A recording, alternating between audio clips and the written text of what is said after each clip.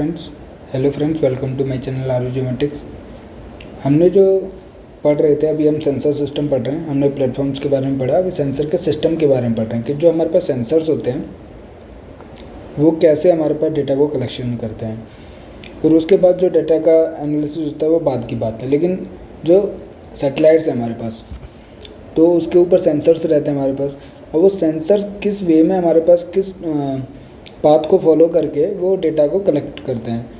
तो इसमें भी कई टाइप्स के होते हैं हमारे पास। जैसे हमने पहले different types of sensing systems पढ़े हैं, एक्टिव होता है, पैसिव होता है। ये हमारे पास है कि जो डेटा कलेक्शन हो रहा है वो किस पाथ से ले रहे हैं वो।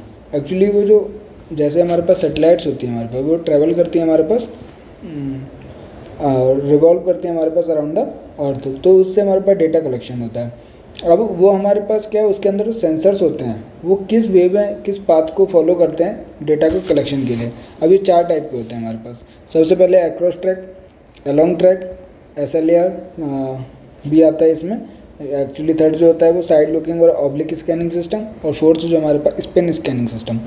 जो इसमें मोस्ट इंपॉर्टेंट है वो ये 2 है हमारे पास, एक तो अक्रॉस ट्रैक और हमारे पास अलॉन्ग ट्रैक, जिनको हम हमारे पास विस्क ब्रूम और पुश ब्रूम हमारे पास स्कैनर सिस्टम कहते हैं। तो स्टार्ट करते हैं। सबसे पहले हमारे पास पढ़ते हैं अक्रॉस ट्रैक स्कैनिंग सिस्टम। अभी क्या थ्योरी पढ़ रहे हैं, जब इसका डायग्राम आएगा तो आपको पूरा क्लियर हो जाएगा। जब हम डायग्राम देखेंगे तो कुछ भी नहीं रहेगा, पहले अगर हम डायग्राम से ही देखें तो आपको एक विजुअलाइजेशन हो जाएगा। तो जैसे हमारे पास ये स्कैनिंग सिस्टम है, ये हमारे पास क्या है, अक्रॉस ट्रैक है पहले वाला, और दूसरा हमारे पास अलॉन्ग ट्रैक है। नाम से आपको पता चल रहा है कि अक्रॉस मीन्स के जिस डायरेक्शन में हमारे पास सैटेलाइट मूव कर रही है उसके अक्रॉस मीन्स परपेंडिकुलर डायरेक्शन में ये स्कैन कर रहा है हमारे पास। तो ये रिवॉल्यूशन होता है हमारे पास ऐसे। जो इसमें रोटेटिंग स्कैन मिरर है वो हमारे पास इस ऐसे और ऐसे रोटेट करता है। लेकिन अलॉन्ग ट्रैक में हमारे पास क्या है कि जिस डायरेक्शन में मूव हो रहा है उसी डायरेक्शन में हमारे पास ये डेटा कलेक्शन हो रहा है। इसमें क्या, इस डायरेक्शन में डेटा कलेक्शन हो रहा है, परपेंडिकुलर डायरेक्शन में। तो नाम से पता चल रहा है कि अक्रॉस ट्रैक जो हमारे पास परपेंडिकुलर होता है, और हमारे पास जो अलोंग द ट्रैक जो हमारे पास स्कैनिंग सिस्टम होता है वो हमारे पास in the direction of travelling में होता है हमारे पास। तो अगर हम इसकी अब थ्योरी देखें, इसके अंदर बहुत सारे हमारे पास बहुत सारे नोटेशंस हैं, वर्ड्स हैं हमारे पास, जिनको समझना ज़रूरी है। तो अभी हम क्या स्टार्ट करते हैं, अक्रॉस ट्रैक। अक्रॉस ट्रैक आपको अब पता चल गया है कि जिस डायरेक्शन में हमारे पास ट्रैवल कर रही है सैटेलाइट, उसके परपेंडिकुलर डायरेक्शन में जो स्कैनर होते हैं वो डेटा को कलेक्ट करते रहते हैं। तो वो हमारे पास जो स्कैनिंग सिस्टम होता है वो अक्रॉस ट्रैक स्कैनिंग सिस्टम होता है। तो दिस टाइप जो अक्रॉस ट्रैक होता है, this type of scanning system employs a faceted mirror that is rotated by an electric motor is in which horizontal axis of rotation align parallel with the direction of light.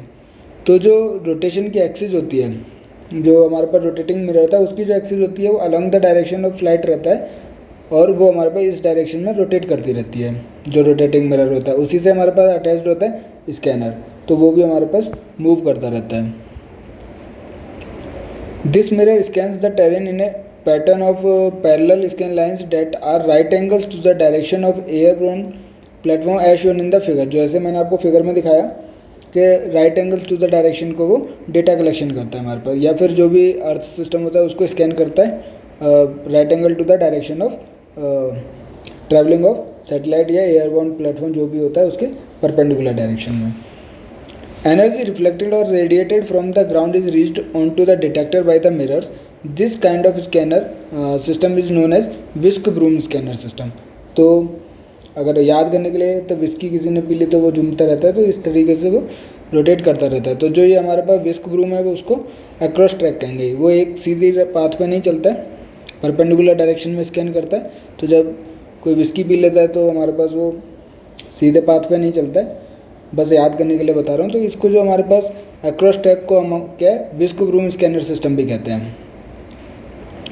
The factors affecting the strength of sensor signal produced by the detector are the energy flux, altitude of the sensor, spectral bandwidth of the detector, IFOV and dwell time। तो जितने भी words हैं हमारे पास, इसमें आपको mostly तो मैंने आपको बता दिया। एनर्जी फ्लक्स मेनली तो यही वाला हमारे पास स्कैनर को, जो एनर्जी फ्लक्स होता है वही हमारे पास स्कैनर डिटेक्ट करता है, उसी के बेस पे हमारे पास इंटेंसिटी जो भी मिलती है रेडिएशंस की, उसके हिसाब से इमेज प्रोड्यूस होती है। तो इसके ऊपर ऑब्वियसली डिपेंड करेगा हमारे पास जो भी स्ट्रेंथ ऑफ सेंसर सिग्नल रहेगा कितना आ रहा है, तो वो एनर्जी फ्लैक्स कितनी पहुंच रही है, कितनी एल्टीट्यूड पर है सेंसर, क्योंकि बहुत सारे बीच में हमारे पास जितने ज़्यादा ऑब्स्ट्रक्शंस आएंगे उतनी ज़्यादा मतलब इफेक्ट रहेगा हमारे पास और उतना एक्यूरेसी कम आता जाएगा। तो एल्टीट्यूड पे डिपेंड करता है हमारे पास, स्पेक्ट्रल बैंडविड्थ पे, कि जो सेंसर है वो हमारे पास जो डिटेक्टर होता है, एक छोटा यूनिट को हम डिटेक्टर कहते हैं जो सेंसर के अंदर रहता है, तो वो कितना मतलब किस रेंज ऑफ वेवलेंथ को वो डिटेक्ट कर पा रहा है, तो स्पेक्ट्रल बैंडविड्थ पे डिपेंड करता है, IFOV पे डिपेंड करता है, एक्चुअली ये भी एल्टीट्यूड पे डिपेंड करेगा, और ड्वेल टाइम पे, मीन्स कितना टाइम ले रहा है एक फ़ोटो को लेने के लिए एक पर्टिकुलर मैसेज। तो अभी हम इसकी पूरी डेफिनेशन देखेंगे, बट ड्वेल टाइम मतलब कितनी टाइम ले रहा है एक फ़ोटो लेने में, तो उस पर डिपेंड करता है। तो सिंपल सी चीज़ें हैं कि जो भी सेंसर हमारे पास एक्यूरेसी कह सकते हैं, उसकी स्ट्रेंथ जो है हमारे पास किस पर डिपेंड करती है, energy flux, altitude, spectral bandwidth, IFOV, dwell time पर डिपेंड करती है। The across track scanners have short dwell time, तो शॉर्ट ड्वेल टाइम होता है इसका एज कम्पेयर्ड। तो ये जो कंपैरिजन चल रहा है वो हमेशा अलोंग ट्रैक पे कंपैरिजन चलेगा, तो अलोंग ट्रैक के कंपैरिजन में शॉर्ट ड्वेल टाइम रहता है।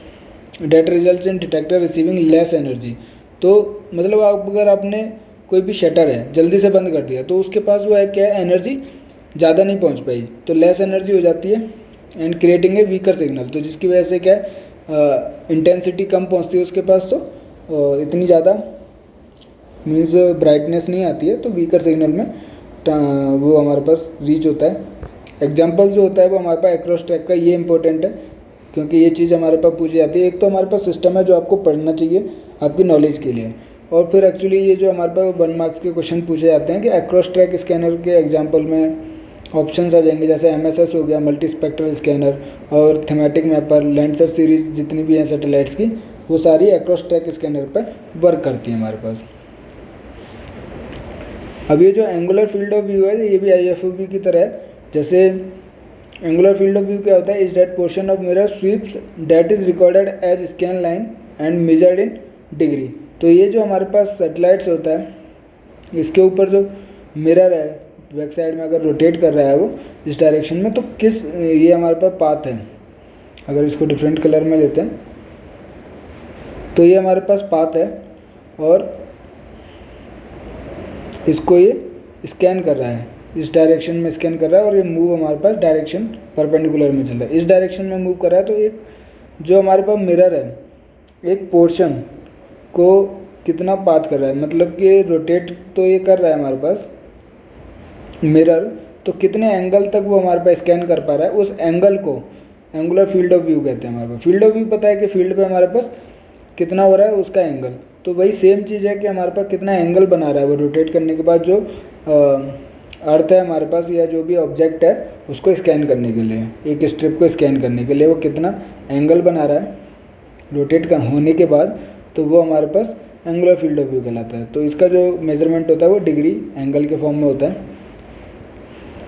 ग्राउंड रिजोल्यूशन सेल, सिंपल सी चीज़ें जो जैसे एक वो होता है, एक ग्रेड होता है हमारे पास, तो वही उसी को दूसरे फॉर्म में क्या है, ग्राउंड रिजोल्यूशन सेल कहते हैं। Is an area of the ground that is covered by the IFOV of A detector. एक पर्टिकुलर इंस्टेंटेनियस टाइम में उसने एक स्मॉल यूनिट, एक ग्रेड को कह सकते हैं हमारे पास, वही ग्राउंड रिजोल्यूशन सेल होता है कि कितने एरिया को कवर किया उसने अर्थ के ऊपर, वो हमारे पास ग्राउंड रिजोल्यूशन सेल होता है। अब जो मेनली आपको समझना है वो है ड्वेल टाइम, कि ये क्या होता है। Dwell time is the time taken by the detector IFOV to sweep across a ground resolution cell. तो एक स्मॉल यूनिट हो गई हमारे पास ग्राउंड रिजोल्यूशन सेल, उसको स्वीप करने के लिए मीन्स उसकी फ़ोटो लेने के लिए उसको कितना टाइम लगा, तो वो instantaneous time means small unit of time कह सकते हैं, उसको हम ड्वेल टाइम कहते हैं हमारे पास। तो ये हमारे पास स्वीप करता है, इसको कितना टाइम लगा स्वीप करने के लिए डिटेक्टर को, वो टाइम को हम ड्वेल टाइम कहते हैं हमारे पास। तो जितना ज़्यादा रहेगा उतनी ज़्यादा एनर्जी इंटेंसिटी हमारे पास सेंसर तक पहुंचती है, और जितना कम रहेगा हमारे पास उतनी कम इंटेंसिटी, उतना ब्राइटनेस नहीं आता है हमारे पास इमेजेस में। The longer dwell time allows more energy to strike on the detector to create a stronger signal. तो ड्वेल टाइम आ गया। अब हमारे पास क्या है कि ग्राउंड पर स्वाथ क्या होता है। तो स्वाथ तो हमने पहले ही पढ़ा है कि स्वाथ विड्थ क्या होती है। सिंपल सी चीज़ है कि ग्राउंड स्वाथ होता है हमारे पास, ground swath is the width of the strip of the terrain that is recorded by the scanner. तो जितनी विड्थ पे वो स्कैन कर पा रहा है, ये हमारे पास क्या स्वाथ विड्थ होती है हमारे पास। तो ये क्या हमारे पास स्वाथ विड्थ है, ये हमारे पास अलॉन्ग ट्रैक के लिए या अक्रॉस ट्रैक के लिए हमारे पास कितनी विड्थ पे वो हमारे पास उसको डेटा को कलेक्शन कर पा रहा है, वो हमारे पास स्वाथ विड्थ कहलाती है हमारे पास। और यही स्वाथ विड्थ के बराबर वो हमारे पास हर अगर इस डायरेक्शन में चल रहा है तो उस डायरेक्शन में वो डेटा को रिकॉर्ड करता रहेगा।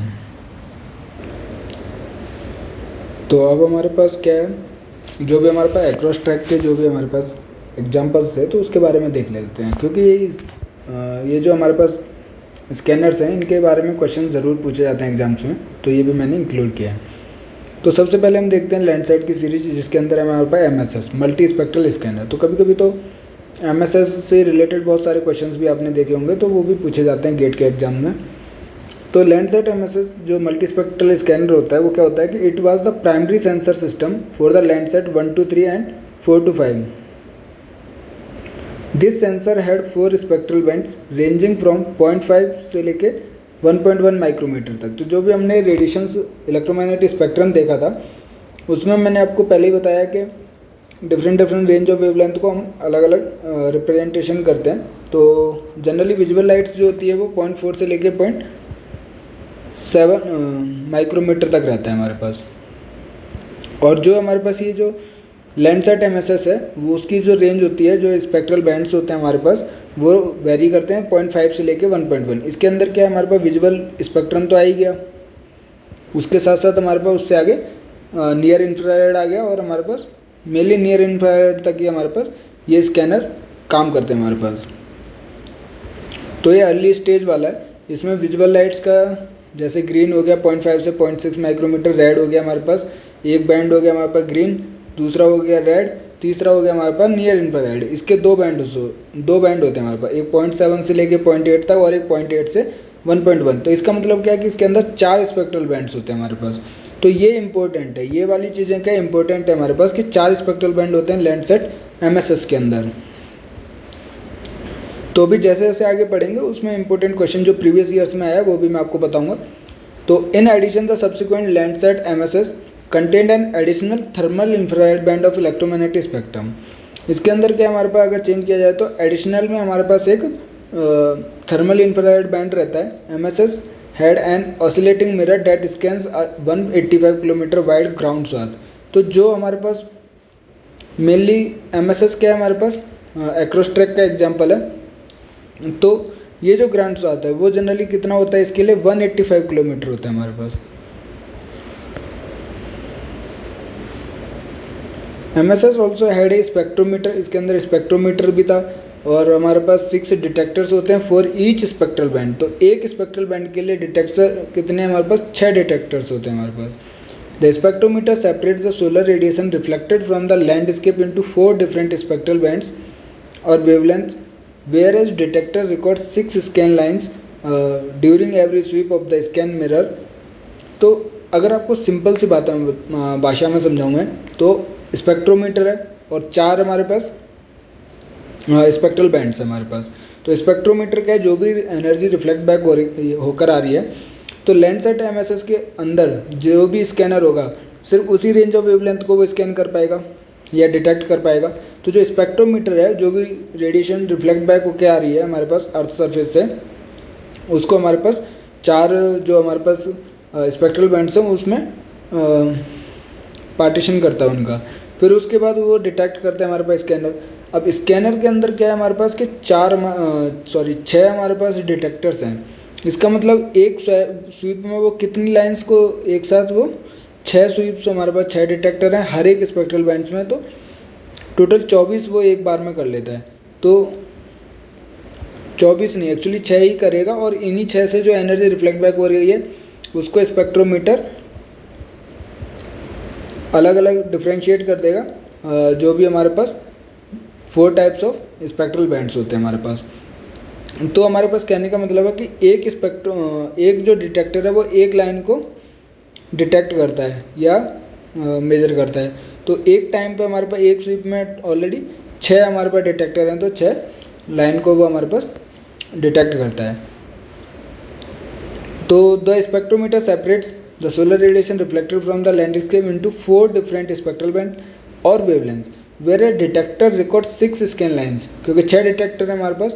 Every sweep of the scan mirror later the energy sensed by the detectors is converted into, और फिर जो सिंपल फिनोमेना होता है हमारे पास रिमोट सेंसिंग का, कि जो डिटेक्टर्स होते हैं उन्होंने तो एनर्जी को सेंस कर लिया, उसके बाद वो जो एनर्जी है उसको कन्वर्ट करते हैं इलेक्ट्रिकल सिग्नल में और फिर उसको ट्रांसमिट करते हैं एक इमेज डाटा में।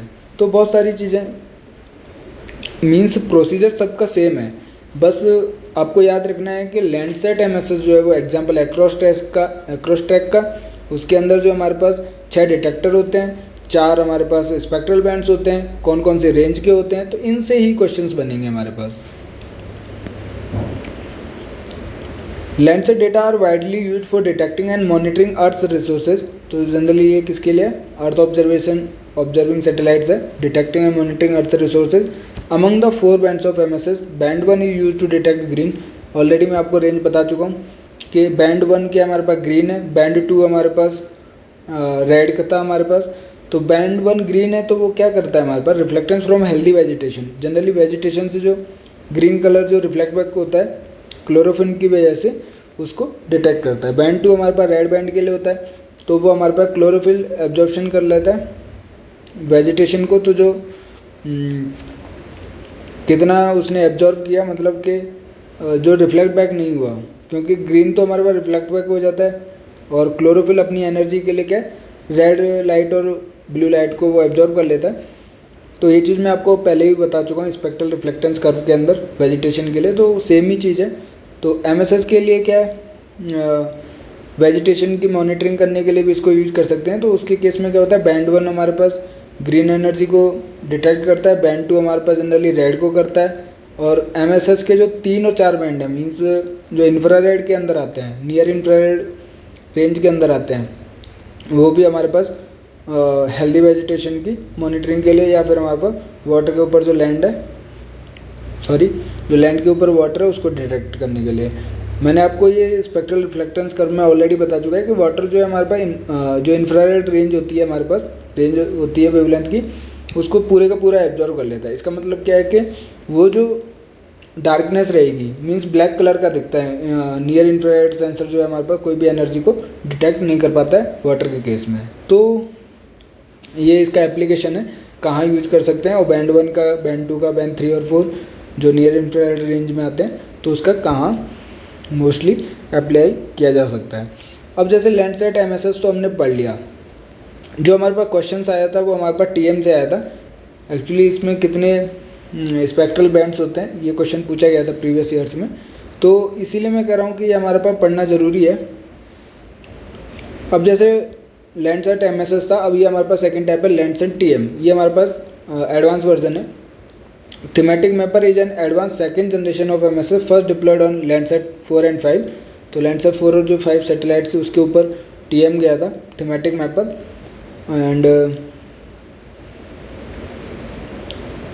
It's design offer special. तो टीएम एडवांस वर्जन है तो ऑब्वियसली इसके जो भी फीचर्स होंगे वो एडवांस वर्जन के रहते हैं। तो जो स्पेशल हो या फिर रेडियोमेट्रिक हो या फिर जियोमेट्रिक इम्प्रूवमेंट्स आया था over the MSS system.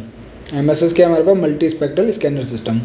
The design of the TM was more complicated than the MSS. TM is an across track scanner similar to MSS. तो ये दोनों एग्जांपल जो है लैंडसेट की जो सीरीज है वो पूरा का पूरा अक्रॉस ट्रैक हमारे पास है, विस्क रूम स्कैनर सिस्टम है। तो टीएम भी हमारे पास क्या है, स्कैनर अक्रॉस ट्रैक स्कैनर है similar to MSS with an oscillating scan mirror and arrays of detector. तो सेम फेनोमेनन है, बस इसके अंदर एक चीज़ क्या है कि जो हमारे पास इसके अंदर स्पेक्ट्रल बैंड्स हैं उसके अंदर 4 थे हमारे पास, इसके अंदर कितने 7 हैं हमारे पास, बस ये एक मेनली डिफरेंस है। तो ऑब्वियसली जितने ज़्यादा स्पेक्ट्रल बैंड्स हैं उतना ज़्यादा बेटर है, एडवांस वर्जन है तो उतनी ज़्यादा नॉलेज, उतनी ज़्यादा प्रिसाइज इन्फॉर्मेशन हमें मिल सकती है।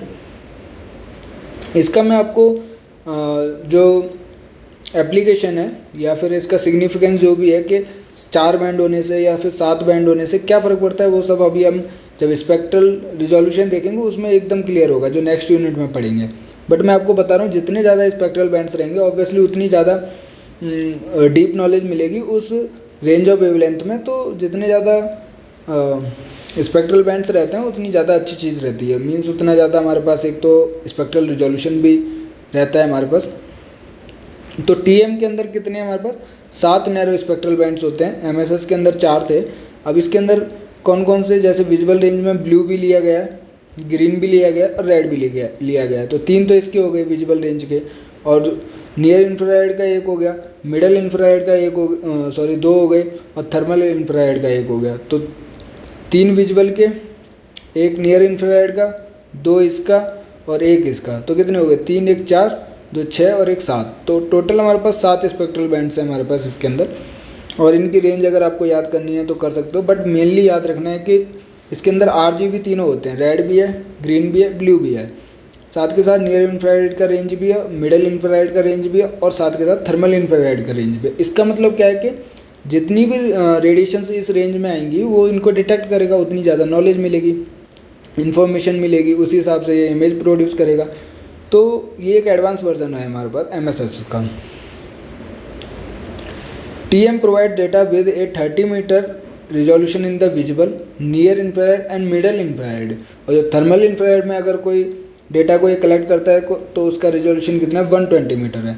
तो ये आपको चीज़ें याद रखनी है, इसके बेसिस पे क्वेश्चन आता है और न्यूमेरिकल आता है। जब हम प्रीवियस ईयर्स का भी, मैंने अगर आप मेरी वीडियो देखोगे 2020 का मैंने जो गेट का पेपर है उसका मैंने एनालिसिस करके डाल रखा है, तो आप उसमें देखोगे कि किस टाइप से हमारे पास क्वेश्चंस पूछे जाते हैं न्यूमेरिकल बेसिस पे। उसमें हमारे पास स्पेशल रिजोल्यूशन दिया ही नहीं जाता, तो वो हमें पता होना चाहिए कि लैंडसेट TM का कितना स्पेशल रिजोल्यूशन है, MSS का कितना होता है और किस रेंज ऑफ वेवलेंथ में। जैसे जो विजिबल है नियर इंफ्रारेड और इंफ्रारेड जो मिडल इंफ्रारेड है, उसके केस में हमारे पास जो स्पेशल रिजोल्यूशन रहता है वो 30 मीटर रहता है, तो ये आपको याद रखना है। और थर्मल इंफ्रारेड के केस में थोड़ा ज़्यादा रहता है। तो फाइनर हमारे पास ये है और बेटर भी हमारे पास ये होता है। तो ये चीज़ हम नेक्स्ट यूनिट में पढ़ेंगे जब हम रिजोल्यूशन के बारे में पढ़ेंगे। फिर उसके बाद जो हमारे पास है वो अलोंग ट्रैक स्कैनिंग सिस्टम है। अब अलोंग ट्रैक में मैंने आपको डायग्राम तो बताया, तो आपको क्लियर तो हो गया होगा कि अक्रॉस ट्रैक कैसे हमारे पास स्कैन करता है और अलोंग ट्रैक कैसे स्कैन करता है। ये हमारे पास in the direction of movement में करता है, जो भी जिस डायरेक्शन में हमारे पास सैटेलाइट या प्लेटफॉर्म मूव करता है उसी डायरेक्शन में ये स्कैन करता है हमारे पास। तो along track scanners record multi band image data along a swath beneath the aircraft. तो जैसे स्वाथ वो उसमें अक्रॉस बनता है, इसमें भी स्वाथ विड्थ बनती है, बट वह अलोंग द ट्रैक बनती है हमारे पास। As the aircraft advances in the forward direction, the scanner scans the earth with respect to the designed swath to build a two-dimensional images by recording successive scan lines that are oriented at right angles to the direction of aircraft. तो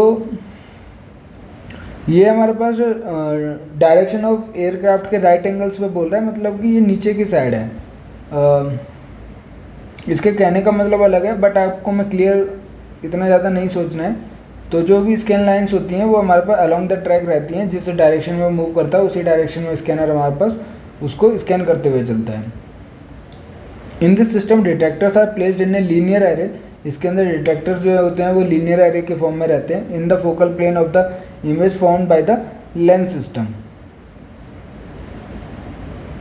तो इसके अंदर lens optical lenses होते हैं, उसी हिसाब से scan करता है और उसी हिसाब से इमेज को ये प्रोड्यूस करता है। अब जैसे कि वो हमारे पास विस्क ब्रूम था और ये इसको हमारे पास दूसरा सिस्टम क्या कहते हैं, पुश ब्रूम सिस्टम कहते हैं इसको हम। Because the array of the detectors that record terrain brightness along line of pixels are effectively pushed like a broom along the orbital path of the aircraft. तो जैसे push broom होता है, जैसे अगर हम स्वीप करते हैं तो ब्रूम से करते हैं, तो हमारे पास जो भी डिटेक्टर्स होते हैं उनको फोर्सफुली पुश किया जा रहा है, मीन्स वो साथ के साथ चल रहा है और उसी डायरेक्शन में इनको बोला जा रहा है कि तुम उनको स्कैन करते चलो अर्थ के जो सरफेस को है। तो उसी हिसाब से जितनी ब्राइटनेस उसमें आएगी ड्वेल टाइम में जितना होता है, उसी हिसाब से वो ब्राइटनेस ज़्यादा होती है। जैसे उसमें मतलब कि ड्वेल टाइम इसमें ज़्यादा होता है अलोंग ट्रैक में और अक्रॉस ट्रैक में कम होता है, तो इसके केसेस में क्या है, ब्राइटनेस ज़्यादा होती है। और ये एक स्कैनर को मीन्स डिटेक्टर को जो भी है उसको एक पुश टाइप दे रही है और उसको बोल रही है कि बार बार हमारे पास जो भी प्लेटफॉर्म है उसको बोल रहा है कि बार बार उसको स्कैन करता जाए, तो इसलिए इसका नाम क्या है, पुश ब्रूम सिस्टम भी कहते हैं इसको। और हमारे पास ब्राइटनेस भी ज़्यादा होती है, ड्वेल टाइम भी हमारे पास ज़्यादा होता है। The along track scanner have a long dwell time in which the detector provide fine, spatial and higher spectral resolution। अब इसको टाइम ज़्यादा मिल गया, इंटेंसिटी ज़्यादा ये गैदर करेगा, उसी हिसाब से हमारे पास इन्फॉर्मेशन जो भी मिलेगी वो प्रिसाइज मिलेगी, तो फाइन रिजोल्यूशन हो गया, स्पेशल रिजोल्यूशन, और साथ के साथ जो स्पेक्ट्रल रिजोल्यूशन भी होता है वो भी हमारे पास इसका बेटर होता है हमारे पास, अगर कंपैरिजन किया जाए अक्रॉस ट्रैक के लिए। The difference between the along track system and across track system is that the linear arrays of the detectors are used in push broom sensor instead of a rotating mirror। तो कहने का मतलब है simple सी, जितने भी detectors होते हैं उनको चुपचाप उनको बोल दिया जाता है तुम नीचे रहो और नीचे के स्कैन को करते रहो, प्लेटफॉर्म पर लगे हुए हैं। लेकिन उसमें क्या है, अक्रॉस ट्रैक में उसमें एक मिरर होता है, रोटेटिंग मिरर, और वो उसको रोटेट करता है जितना उसका ग्राउंड का स्वाथ होता है उसी हिसाब से वो उसको डेटा को कलेक्ट करता रहता है हमारे पास। लेकिन इसमें क्या है, ऑलरेडी पुश किया जाता है सेंसर्स को।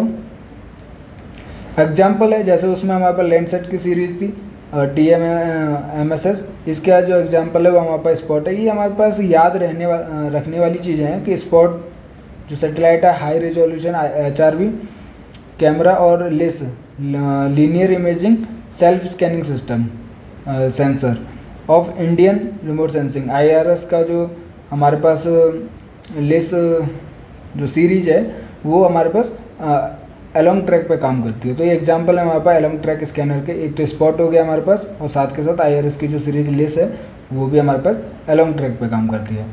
जैसे लेस के बारे में पढ़ लेते हैं कि लेस जो हमारे पास linear imaging self scanning sensor है, is a sensor system designed by the ISRO for the IRS Indian Remote Sensing Satellites.